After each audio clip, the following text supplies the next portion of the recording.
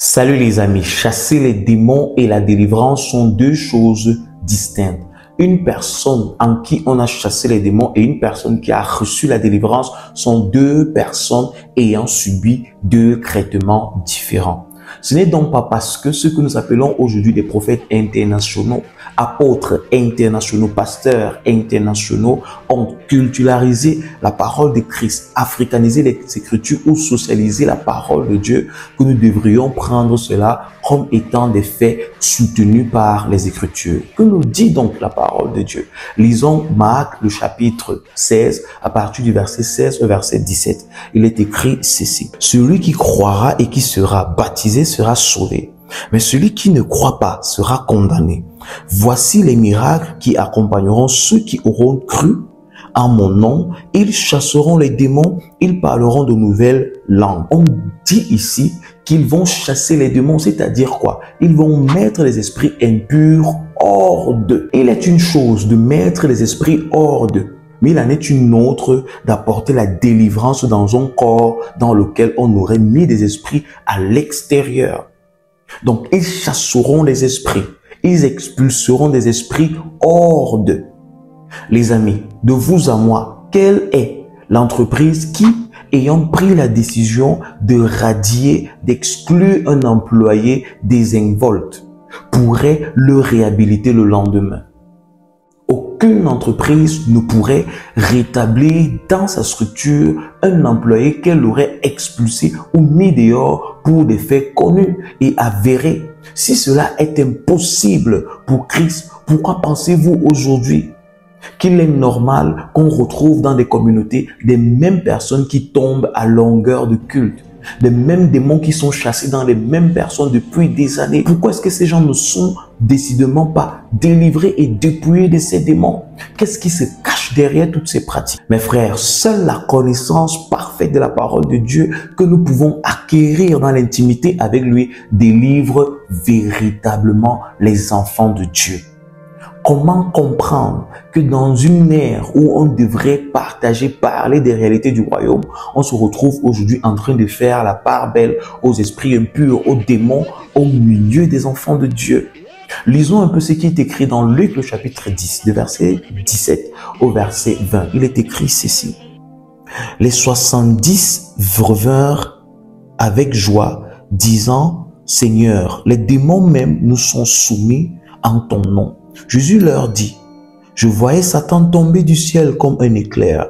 Voici, je vous ai donné le pouvoir de marcher sur les serpents et sur les scorpions et sur toute la puissance de l'ennemi, et rien ne pourra vous nuire. Cependant, ne vous réjouissez pas de ce que les esprits vous sont soumis, mais réjouissez-vous de ce que vos noms sont écrits dans le royaume des cieux. » De vous à moi, qu'est-ce que nous assistons aujourd'hui dans nos communautés chrétiennes?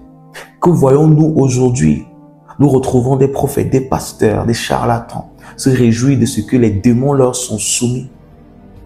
Les gens se réjouissent de ce que lorsqu'ils parlent, les esprits se mettent au garde-à-vous.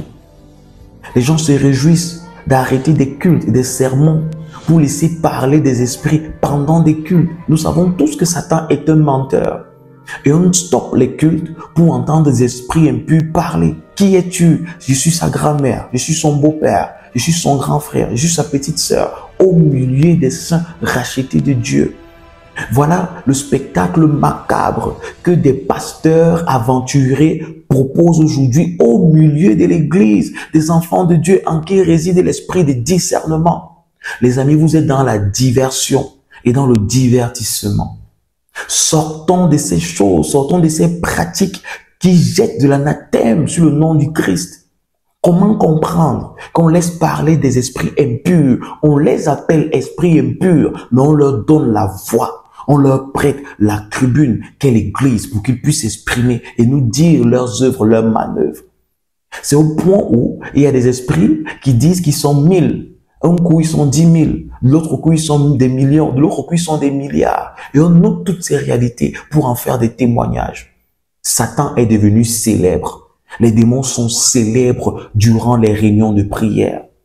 Les manifestations démoniaques sont filmées, sont diffusées, sont médiatisées au milieu des enfants de Dieu. On appelle cela la délivrance, alors que c'est une cacophonie imputée de naïveté et d'ignorance.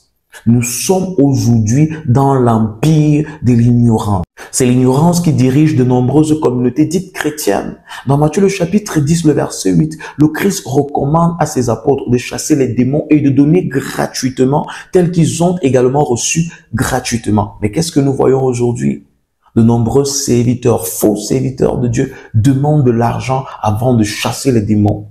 Demandent des dîmes, demandent des offrandes pour chasser des esprits impurs dans les corps. Est-ce que c'est ce que la parole de Dieu recommande? Non seulement, ils sont dans l'ignorance de ce que signifie chasser les démons, de ce que signifie la délivrance, et en plus, ils augmentent à cette ignorance un autre forfait, qui est celui de prélever de l'argent derrière un service qui leur est obligatoire, obligatoirement demandé par le Christ, parce que c'est une injonction. Allez et chasser les démons, donnez gratuitement, parce que vous avez reçu également gratuitement.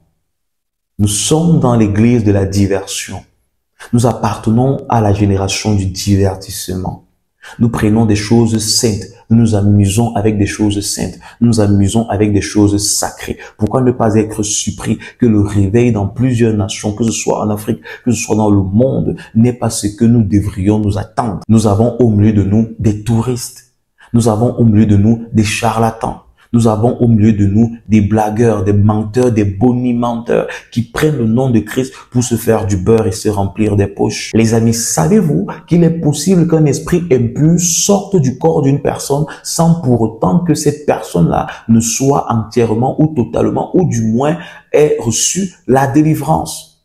Lorsqu'on lit Actes, à partir du verset du chapitre 16, du verset 16 jusqu'au verset 24, 25, 26, etc., la femme qui était possédée par l'esprit de Python, l'apôtre Paul chasse, réprimande l'esprit de Python dans le corps de cette dernière, mais en aucun des cas, il nous est dit que cette dernière soit devenue enfant de Dieu. L'esprit impur a été chassé de son corps, mais il n'est jamais devenu enfant de Dieu. C'est la raison pour laquelle de nombreuses personnes ont bel et bien vécu ce qu'on appelle le fait d'expulser en eux des démons, mais n'ayant pas reçu l'esprit de Christ, se retrouvent encore vaucrés dans leurs anciennes situations. Et même ces situations vont en s'empirant dans le temps. Lisons donc ce qui nous est dit dans Luc le chapitre 11, à partir du verset 24 au verset 26. Il est écrit ceci. Lorsque l'esprit impur est sorti d'un homme, il va dans les lieux arides pour chercher du repos. N'en trouvant point, il dit, je retournerai dans ma maison d'où je suis sorti. Et quand il arrive, il la trouve balayée et ornée. Alors il s'en va et il prend 7 autres esprits plus méchants que lui. Ils entrent dans la maison, s'y établissent et la dernière condition de cet homme est pire que la première. Les démons, lorsqu'ils sortent du corps d'un individu en qui la délivrance ne s'est pas établie au préalable ou après expulsion des démons, ils vont dans les lieux arides, puis constatant que cette demeure a été assainie, mais elle est vide, elle n'est donc pas occupée, ce démon, s'il était faible, s'en va recruter des démons encore plus forts et viennent donc asphyxier le corps de son dernier, de sa dernière demeure. C'est le processus en fait. Ce passage de Luc, le chapitre 11, vient clairement nous présenter le fait que chasser les démons et la délivrance sont 2 réalités distinctes. Que se cache-t-il derrière ce qui se précède? Ce qui se précède, c'est quoi? C'est que la délivrance est le déplacement d'un royaume à un autre. C'est le transport d'un royaume vers un autre royaume. Si vous voulez, le déplacement des ténèbres vers la lumière. Après avoir expulsé les démons dans un corps, il est nécessaire que le royaume de la lumière vienne s'établir dans ce corps-là. Et c'est qui le royaume de la lumière? C'est le Christ Jésus. C'est pourquoi, selon Luc le chapitre 11, lorsque les démons sortent dans un corps et que celui-ci ne se laisse pas investir par la présence de Christ, ils reviendront s'établir et la situation de cette personne ne pourrait que s'empirer. C'est donc cela la délivrance, sortir d'un règne et se mettre sous un tout autre règne. C'est pourquoi le Seigneur a donné le pouvoir à ses serviteurs, à ses enfants, à ses disciples de chasser les démons parce qu'ils ne sont plus sous l'autorité ou sous le pouvoir du règne des ténèbres. Étant donc sous l'autorité du royaume de la lumière, ils ont donc la puissance et le pouvoir d'expulser les démons dans les corps des hommes et de présenter Jésus-Christ, qui lui peut donc apporter une délivrance complète dans la situation de toute personne dans laquelle aurait jadis habité des démons.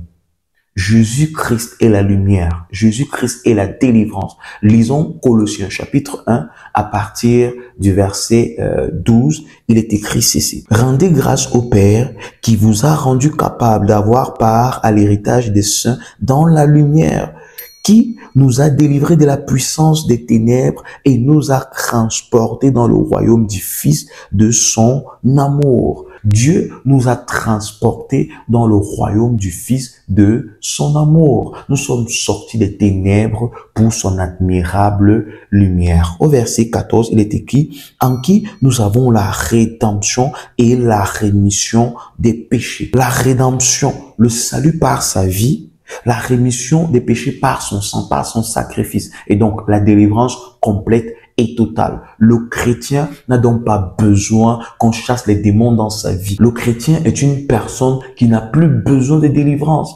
Le chrétien est une personne qui n'a plus besoin qu'on puisse chasser les démons dans sa vie.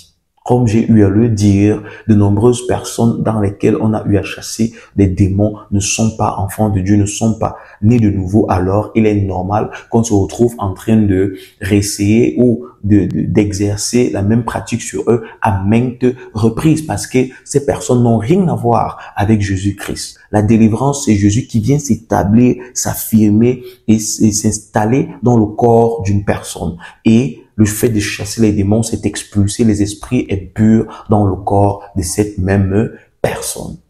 J'espère que cette vidéo vous aura édifié. Je vous invite donc à la partager tout autour de vous. Mes bien-aimés, prenez soin de vous. Shalom.